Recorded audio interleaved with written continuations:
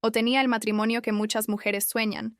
Por años, todos nos veían como la pareja perfecta, un esposo trabajador, respetado en la iglesia, y yo, la esposa fiel que oraba por él.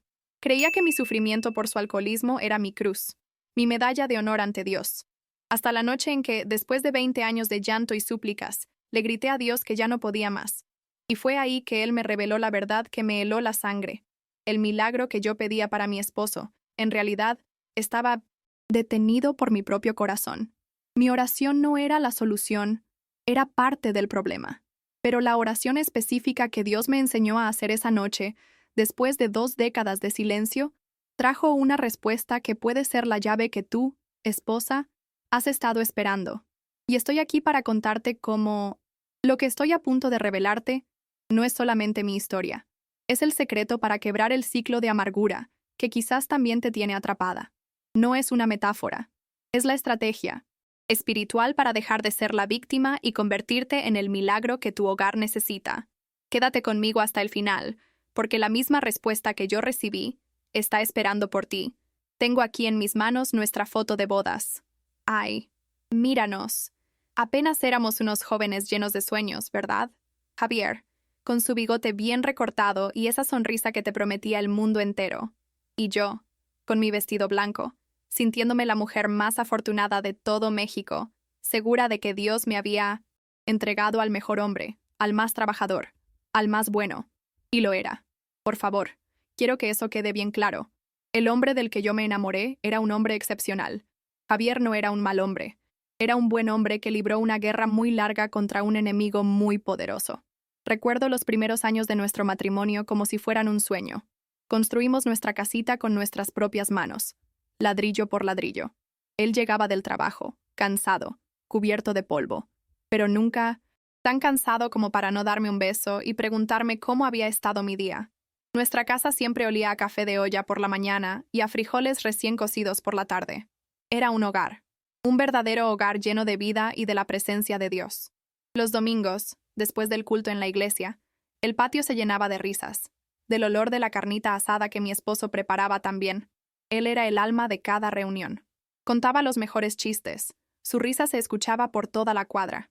Era generoso, un hombre de palabra. Si un vecino necesitaba ayuda para arreglar su techo, Javier era el primero en subirse. Si una hermana de la iglesia necesitaba que la llevaran al doctor, Javier ofrecía su camioneta sin pensarlo 2 veces. En la congregación, todos lo respetaban. Llegó a ser diácono. Su voz sonaba con autoridad y con un amor genuino cuando oraba por las familias. Nuestros hijos crecieron viéndolo como un pilar, un roble. Y yo me sentía tan orgullosa. Me sentía segura. Creía que nuestra familia estaba cimentada sobre la roca más sólida, que ninguna tormenta podría derrumbarnos.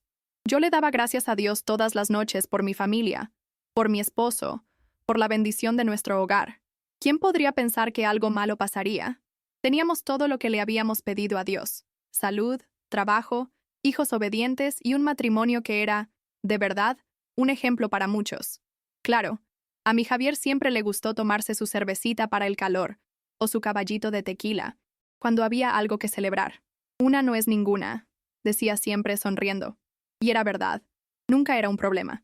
Era parte de nuestra cultura, de las reuniones, de la convivencia. Era social, inofensivo.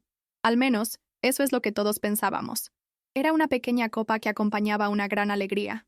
Un brindis por un bautizo, por una quinceañera, por un trabajo bien hecho. Era una cosita de nada. Un detalle sin importancia en el gran cuadro de nuestra felicidad. Pero es así como empieza, ¿no? Con una pequeña grieta en el muro que parece insignificante, una que ignoras porque todo lo demás es tan sólido, tan perfecto. Vivimos así por muchos años, en esa bendita calma, en esa paz. Vi a mis hijos crecer, los vi servir a Dios, los vi convertirse en gente de bien gracias al ejemplo de su padre. Vi a mi esposo prosperar en su trabajo y ganarse el corazón de todos los que lo conocían. Yo tenía la vida que siempre soñé, la familia que siempre le pedí a Dios en mis oraciones. Teníamos la familia que muchas envidiaban. Pero una sola decisión, una sola puerta equivocada, estaba a punto de convertir nuestro hogar en un campo de batalla espiritual. La botella entró en nuestra casa de la forma en que siempre lo hace, como una amiga. Primero, Era una cerveza bien fría al llegar del trabajo. Para el cansancio, mi amor, me decía Javier, y yo misma se la destapaba. ¿Qué mal podía haber en eso? Era su recompensa después de un día pesado, pero esa recompensa se convirtió en una necesidad. Una cerveza se transformó en dos, y luego en tres. Las conversaciones en la cena empezaron a desaparecer, reemplazadas por el sonido de la televisión y el de él abriendo otra botella en la cocina. Su risa, que antes llenaba la casa, ahora solo aparecía con el alcohol. Sin él, Javier se volvía un hombre callado, irritable, con una sombra en la mirada que yo no reconocía. Empecé a sentir un nudo frío en el estómago, una alarma silenciosa que trataba de ignorar. Me decía a mí misma que eran ideas mías, que él trabajaba mucho, que estaba estresado. Empecé a fabricar excusas para él, y lo peor es que yo misma me las creía. La mentira se reventó, como un globo lleno de agua sucia, en los 15 años de mi sobrina, la hija de mi hermana. Era una fiesta grande, en un salón precioso. Toda la familia estaba ahí. Javier, como siempre, se veía guapísimo con su traje. Por unas horas, volví a ver al hombre con el que me casé. Estaba encantador, bailando con sus primas, felicitando a mi hermana, haciendo reír a todos en la mesa. Yo lo veía, y mi corazón se llenaba de alivio. «Ves, Elena», me dije, «todo está bien». Pero la noche avanzó, y los brindis también. Vi cómo Javier pasaba del tequila a la cerveza, y de la cerveza al whisky que ofrecía mi cuñado. Su voz se hizo más fuerte, sus movimientos más torpes. La luz en sus ojos se volvió vidriosa. El momento que se grabó a fuego en mi memoria fue cuando partieron el pastel. Todos cantábamos las mañanitas, mi sobrinita llorando de la emoción, y de repente, Javier, que estaba a mi lado, tropezó y se fue de bruces contra la mesa de los regalos, tirando todo al suelo. Se hizo un silencio sepulcral en el salón. La música se detuvo. 100 pares de ojos se clavaron en mi esposo, tirado en el piso, tratando de levantarse mientras se reía, como si fuera un gran chiste. Sentí que la sangre se me iba a los pies, la cara de vergüenza de mis hijos, la mirada de lástima de mi hermana, el murmullo de la gente. Quería que la tierra me tragara. Lo ayudé a levantarse, con una sonrisa tiesa en la cara, diciendo, «No pasa nada». Se tropezó, mientras por dentro me estaba muriendo. El resto de la noche fue una tortura. Nos fuimos temprano, en un silencio que se podía cortar con un cuchillo. El olor a alcohol dentro del coche era insoportable. Yo solo miraba por la ventana, con las lágrimas quemándome los ojos, pero negándome a llorar. A la mañana siguiente, la confrontación fue inevitable. Él estaba en la cocina, con la cara pálida y las manos temblorosas, tomando un café. Me senté frente a él y con la voz más calmada que pude, le dije, «Javier, lo de anoche, tenemos un problema». Él ni siquiera me miró. «No exageres, mujer», me dijo. «Se me pasaron las copas, es todo. A cualquiera le pasa». «No, Javier», insistí. «Esto ya no es normal. Estás bebiendo diario. Te estás perdiendo». Y entonces vi algo que me asustó más que la borrachera. Vi su enojo. «¿Y qué quieres que haga?», me gritó.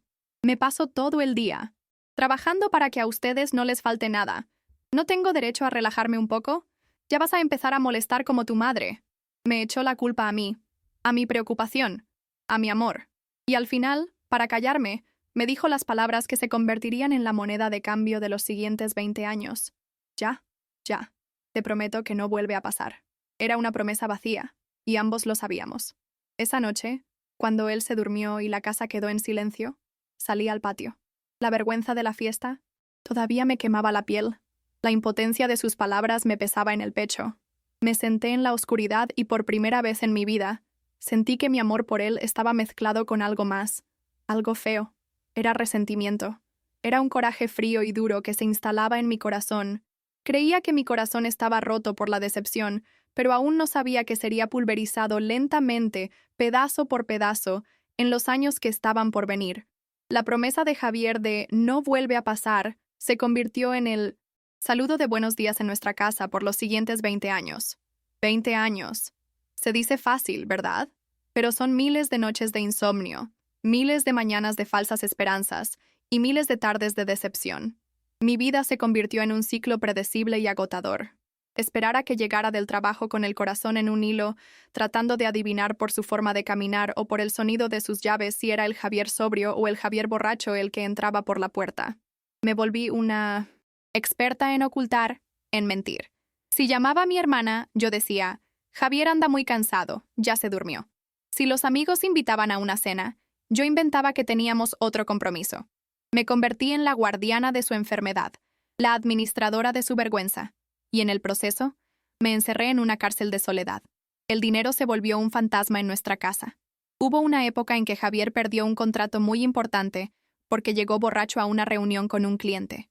Cuando el jefe lo confrontó, Javier, en su orgullo herido y nublado por el alcohol, renunció. Se quedó sin trabajo por meses. Tuvimos que usar nuestros ahorros, el dinero que guardábamos para la universidad de los muchachos. Yo tuve que empezar a coser para afuera, a vender postres, a hacer lo que fuera para que la comida no faltara en la mesa. Y él, en lugar de ver la realidad, me acusaba de querer controlarlo, de no tenerle fe. Cada peso que yo ganaba con el sudor de mi frente se sentía como una gota de agua, en un costal roto, porque sabía que una parte se iría directamente a la cantina.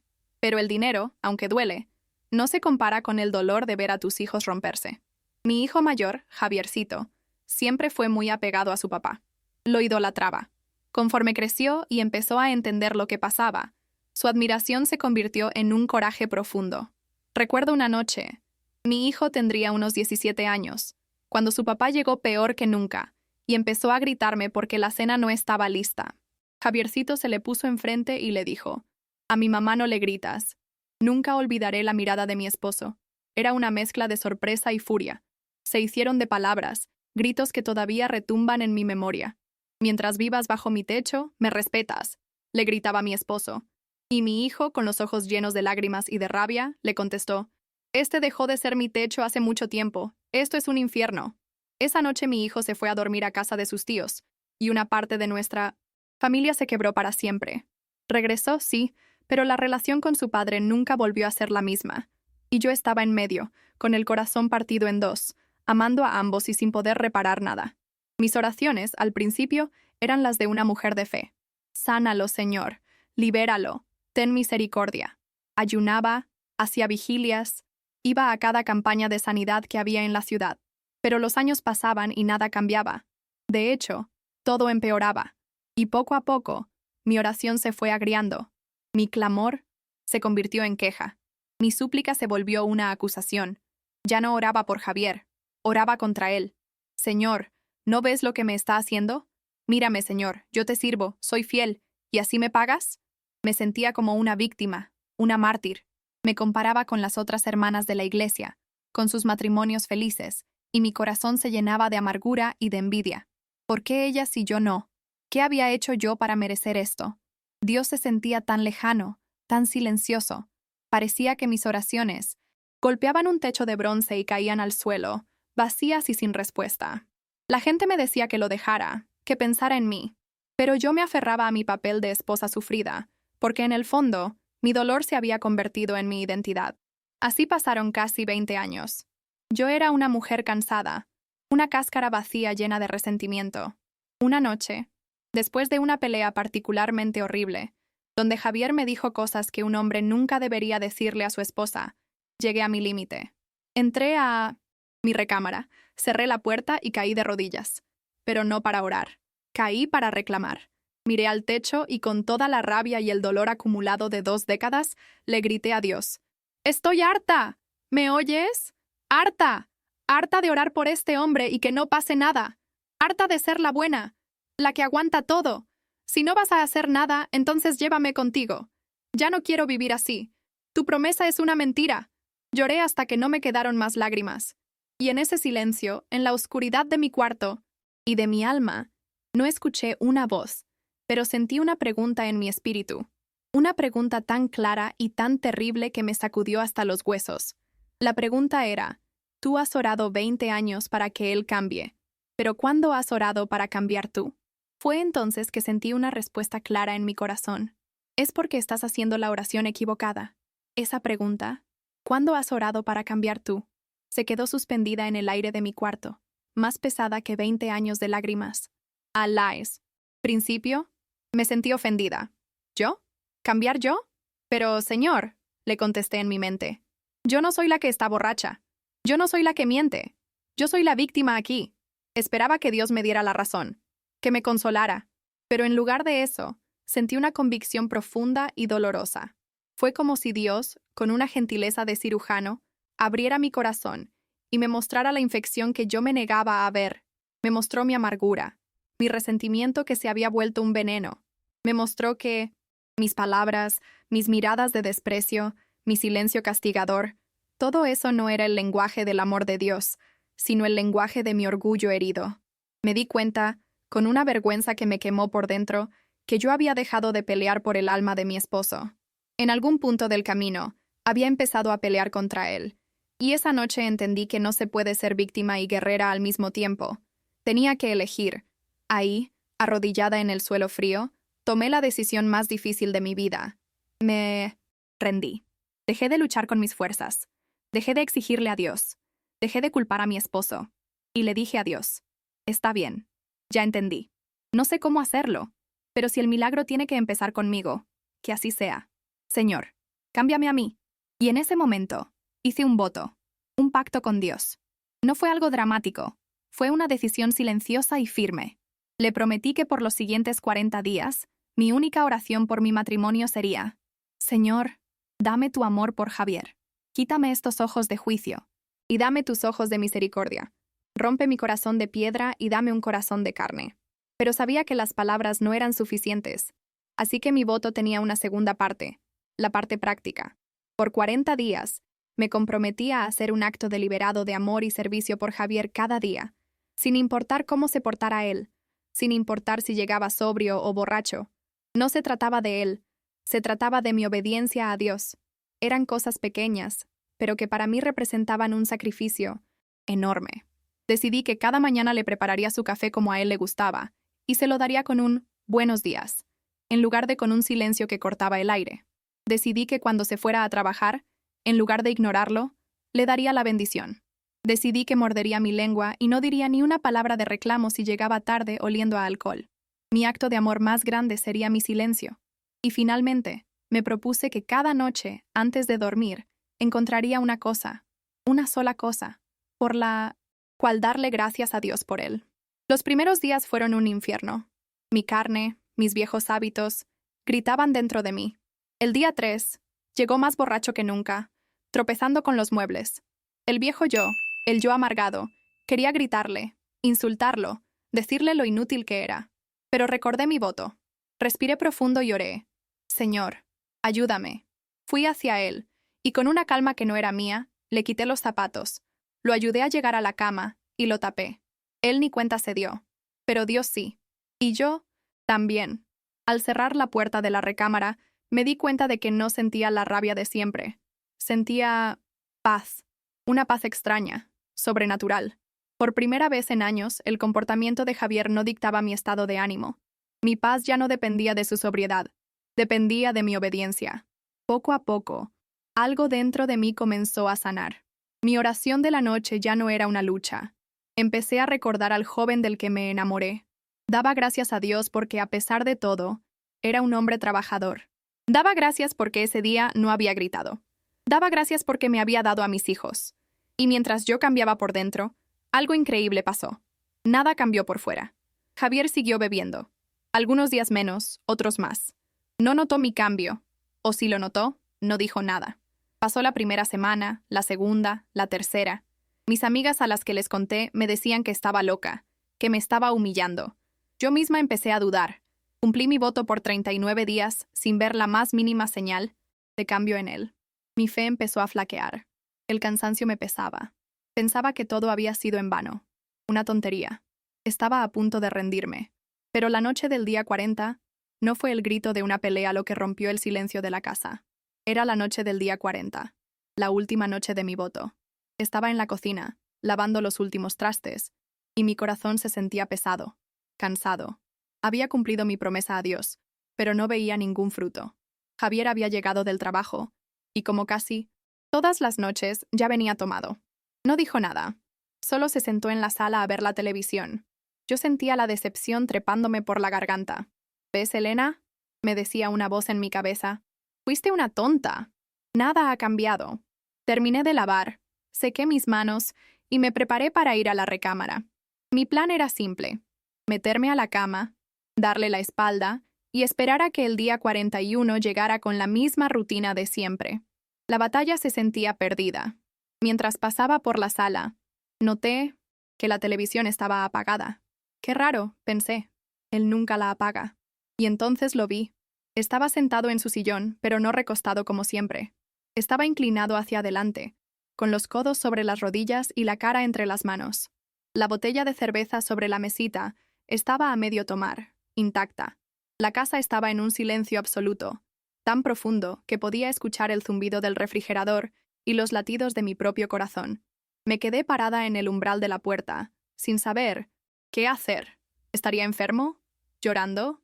Una parte de mí, la parte vieja y amargada, quiso seguir de largo, pero la nueva Elena, la que llevaba 39 días en entrenamiento, se detuvo.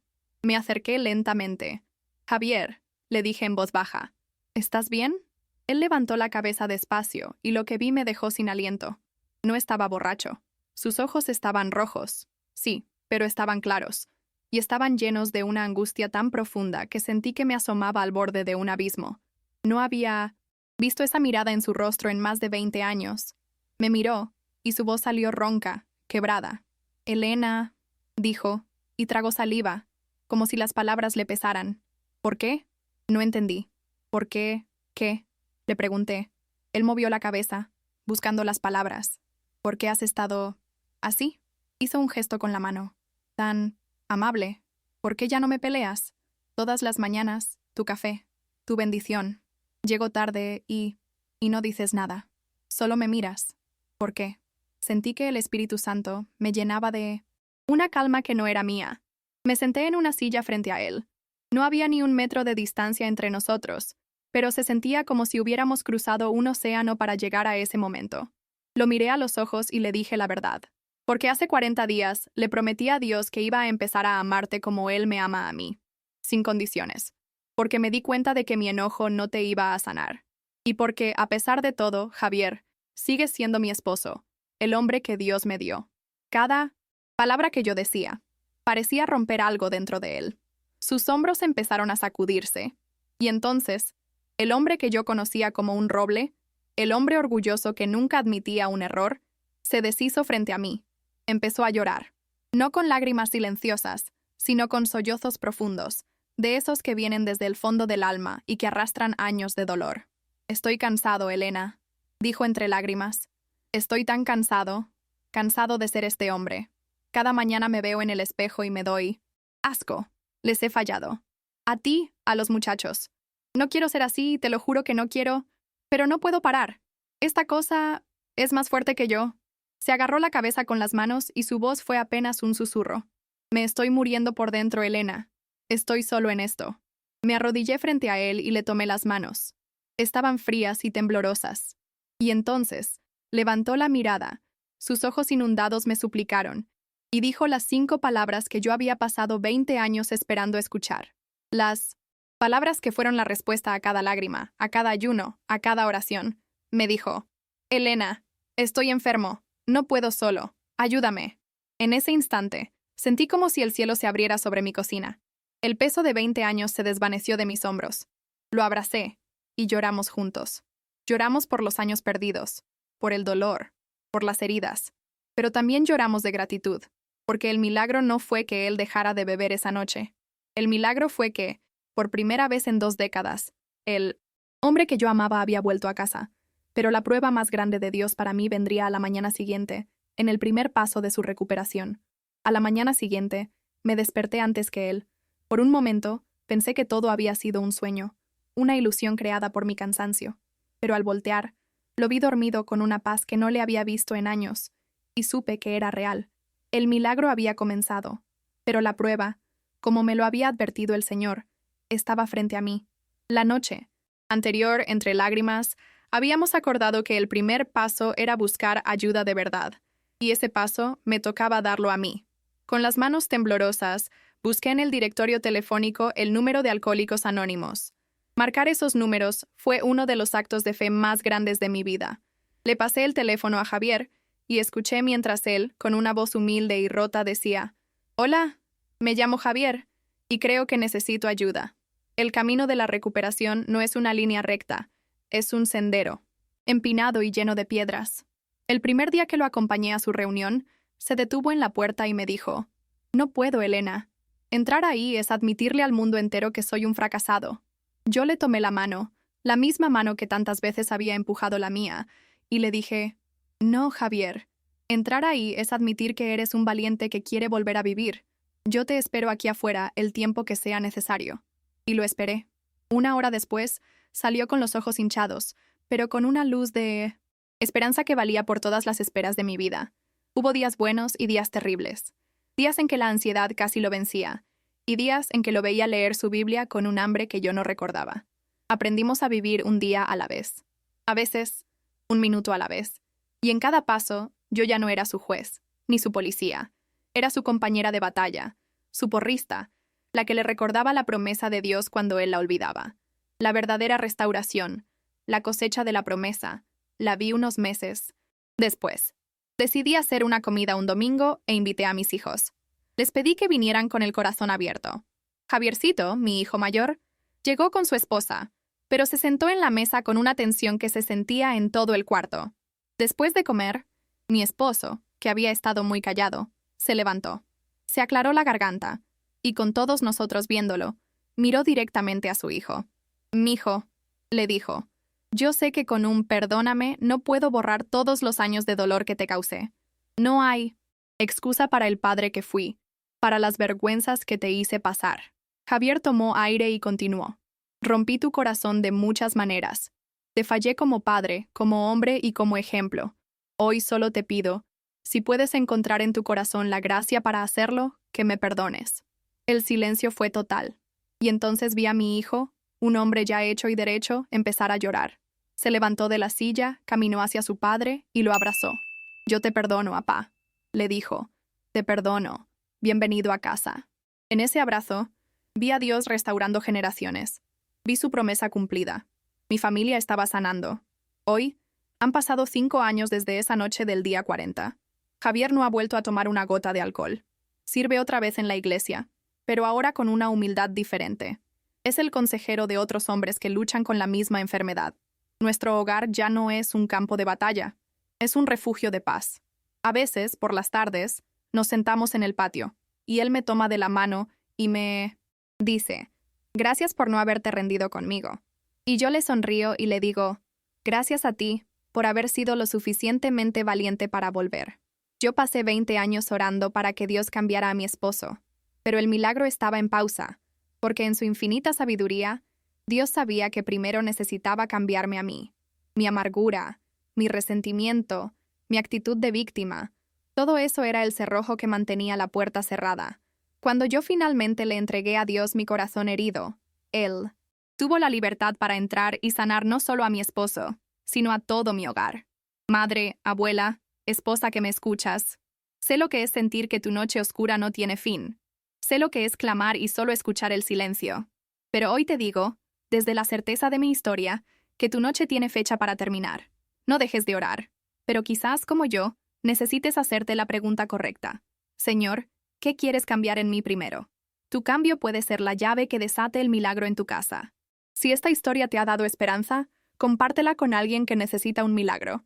Suscríbete para más testimonios de que Dios todavía restaura familias. Y nunca lo olvides. Tu victoria está en camino.